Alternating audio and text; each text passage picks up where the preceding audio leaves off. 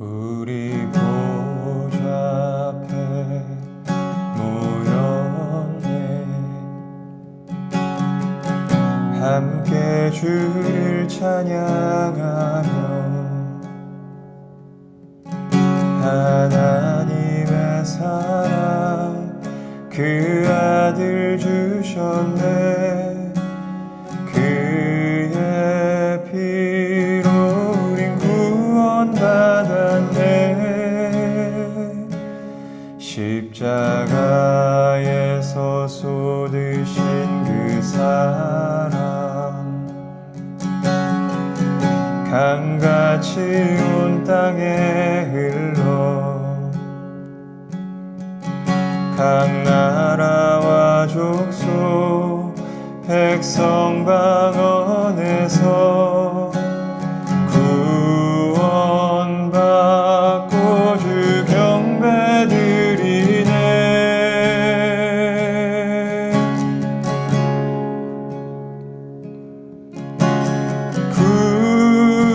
구원하심이 보좌에 앉으신 우리 하나님과 어린 양께 있도다.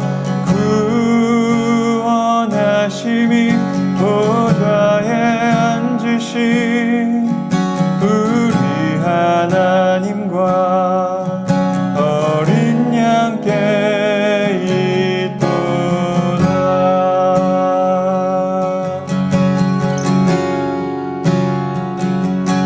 우리 보좌 앞에 모였네.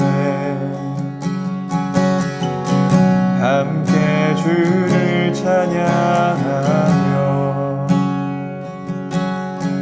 하나님의 사랑 그 아들 주셨네. 그의 피로 우린 구원받았네.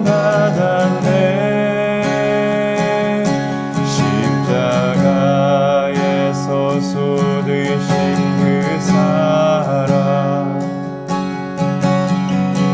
강같이 온 땅에 흘러 각 나라와 족속 백성 방언에서 구원받고 주 경배드리네.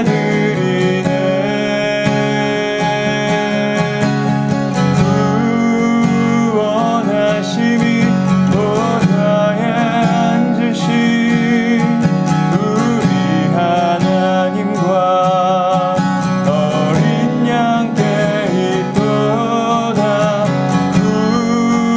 구원하심이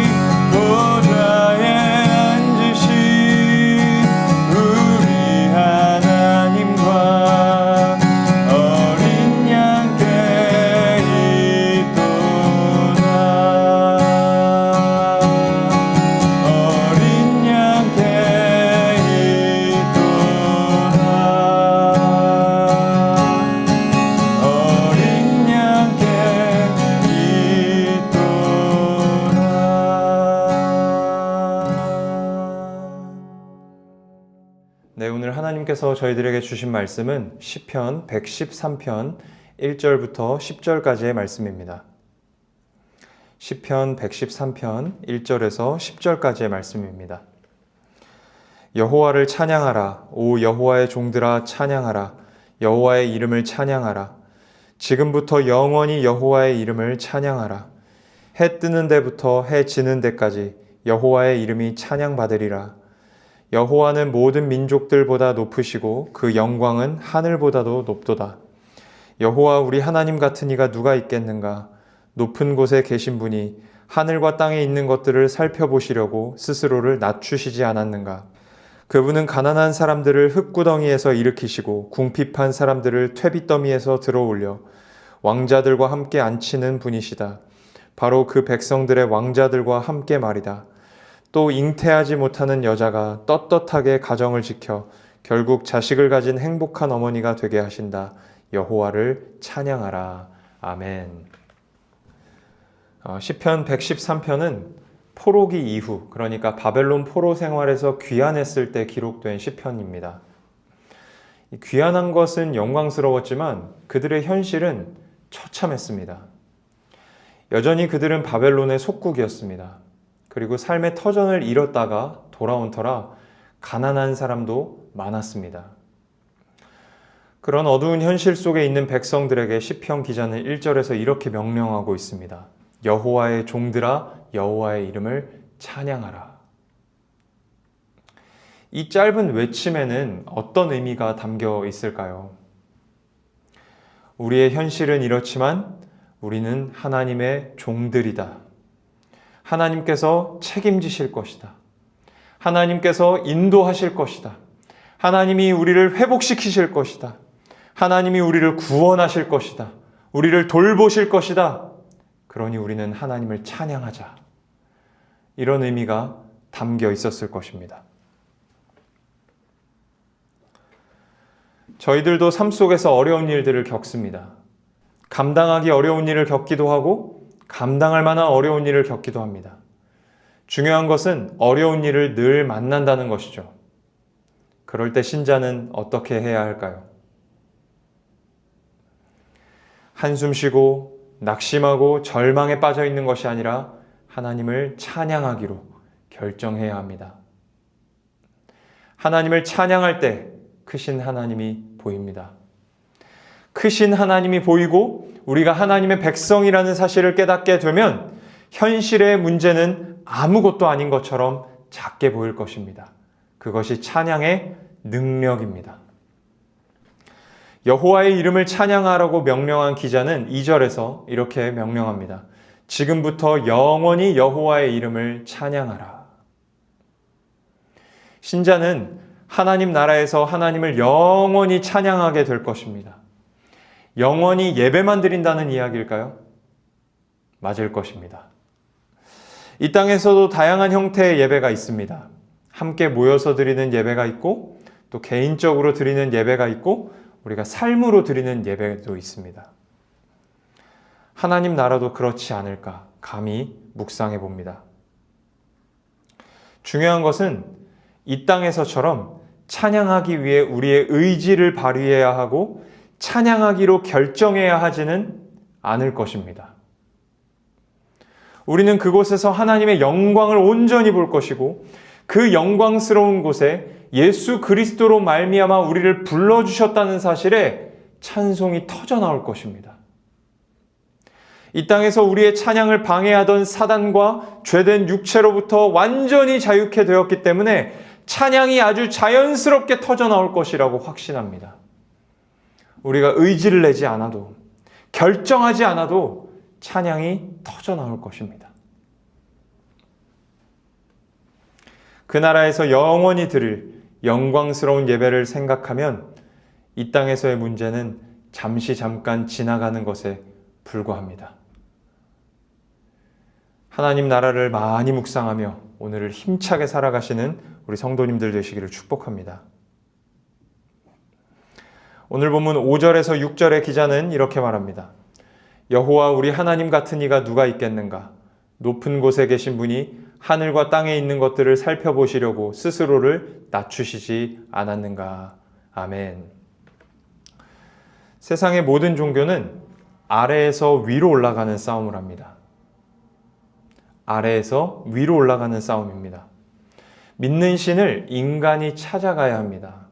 신은 굉장히 수동적이고 인간이 적극적이어야 합니다. 그런데 기독교는 다릅니다. 기독교는 하나님이 내려오십니다. 하나님께서 인간을 찾아오십니다. 아담과 하와가 죄를 지었을 때 어떻게 하셨습니까? 하나님께서 그들을 버리셨습니까? 아닙니다. 하나님이 그들을 찾아가셨습니다.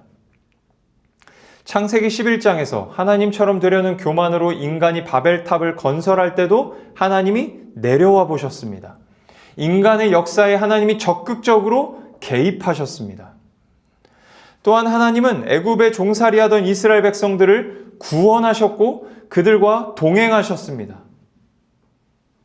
오늘 본문에서 기자는 하나님이 얼마나 크신 분이신지 하늘마저도 굽혀보셔야 된다고 말합니다.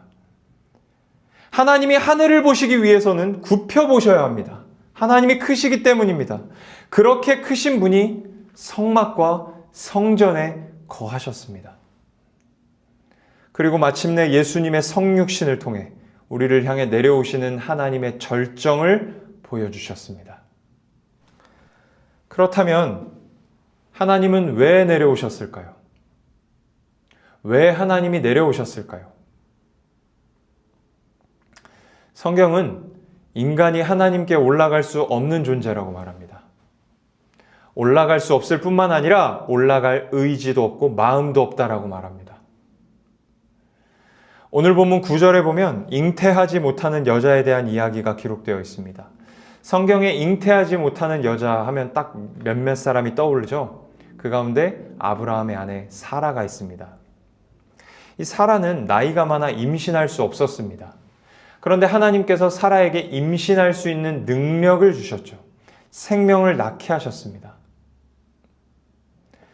사라가 하나님의 은혜를 힘입어 이삭을 낳은 것처럼 죄인도 하나님의 은혜를 입어야 구원받을 수 있다는 사실, 영적인 생명을 가질 수 있다는 사실을 사라를 통해서 보여주신 것입니다. 그래서 하나님이 내려오신 것입니다. 물론 하나님께서 내려오셔야만 하는 의무가 있지 않으셨습니다. 하나님께는 아무런 의무가 없으십니다. 심지어 인간이 죄를 지은 것은 하나님께 대항하여 죄를 지은 것입니다. 스스로 하나님의 원수가 되기로 결정한 것입니다. 그런데 하나님께서는 원수 같은 우리를 구원하시기 위해 내려오셨습니다. 영적으로 아무것도 가진 것 없는 가난한 우리들을 이 흙구덩이 속에서 일으키시기 위해, 퇴비더미 속에서 들어 올리시기 위해 내려오셨습니다. 그 거룩하신 하나님이 우리를 위해 흙구덩이 속으로 들어오셨고 퇴비더미 속으로 들어오셨습니다. 우리를 구원하시기 위해 그 거룩하신 하나님이 더러움이 묻는 것을 마다하지 않으셨고 냄새 나는 것을 뒤집어 쓰기를 망설이지 않으셨습니다. 그렇게 우리를 구원하셔서 어떻게 하셨습니까? 오늘 본문 7절에서 8절의 기자는 이렇게 기록하고 있습니다. 그분은 가난한 사람들을 흙구덩이에서 일으키시고 궁핍한 사람들을 퇴비더미에서 들어올려 왕자들과 함께 앉히는 분이시다. 바로 그 백성들의 왕자들과 함께 말이다. 아멘. 기자가 무슨 이야기를 하는 것일까요? 가난한 자를 가장 높은 자리까지 높이셨다는 뜻입니다. 에베소서 2장 6절에서 7절에 바울은 이 장면에 대해 이렇게 말하고 있습니다. 허물로 죽은 우리를 그리스도와 함께 살리셨고 또 함께 일으키사 그리스도 예수 안에서 함께 하늘에 앉히시니. 아멘. 우리가 출세하기 위해 얼마나 애를 쓰며 삽니까? 지금보다 더 나은 삶과 신분에서 살려고 기를 쓰고 삽니다. 사랑하는 여러분, 우리가 신자가 되었다는 것은 영적으로 출세한 것입니다. 흙구덩이에 파묻혀 있던 우리를 끄집어 내신 것으로도 모자라서 우리를 하늘에 앉히셨습니다. 우리가 하나님의 자녀가 되었다는 것이 무엇입니까? 왕자가 되었다는 것입니다. 우리를 출세시켜달라고 우리가 요청한 적도 없습니다. 그런데 주님이 우리 인생 가운데 주권적으로 찾아오셔서 그런 일을 행하신 거예요. 세상에서 좀 좋은 대학에 가거나 좋은 직장에 취업하면 난리가 나죠. 그런데 우리가 신자 되었다는 것에 대해서는 어떤 감격이나 감사도 없습니다. 당연한 것처럼 여깁니다. 이 신분은 영원한 것인데도 말입니다. 세상에서 좀 좋은 대학에 가고 좀 좋은 직장에 취업하는 것은 잠깐의 일일 뿐입니다. 그런데도 난리가 나는데 이 영원한 신분을 얻은 것에 대해서는 우리가 어떠한 감격이나 감사도 없다는 것이죠. 오늘 본문 9절에서 기자는 이렇게 말합니다. 잉태하지 못한 여자가 떳떳하게 가정을 지켜 결국 자식을 가진 행복한 어머니가 되게 하신다. 오늘 말씀을 통해 다시 한번 우리가 신자 되었다는 사실에 대해 감사하고 감격하며 또 신자로 살아갈 수 있다는 사실에 우리가 온전히 행복을 누릴 수 있기를 주님의 이름으로 축복합니다. 행복하십시오. 오늘 하루 행복하기로 결정하십시오. 우리가 신자이기 때문입니다. 기도하겠습니다.